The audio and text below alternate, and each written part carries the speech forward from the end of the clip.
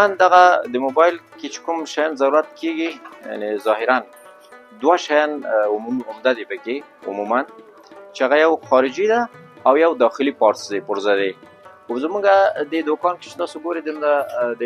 عموما د داخلي وسایلو پرزجات د کې پیدا کېږي که نه، داخلي وسایل پکې موبایل کې آی سی خراب شي، سکرین خراب شي او نور داسې وسایل چې د دننه پکې کار کېږي که نه، دا داخلي پرزه ته وایي. که تاسو ګورئ عمده فروشي ده، خو پرچونه پکې کوو، خو کوشش کوو چې خپل وطنداران ته همشریان ته داسې پرزه وارد کړو چې هغه کیفیت کې اعلی کیفیت وي، او څه چې حقیقت واقعیت همغه شی ورته وایو.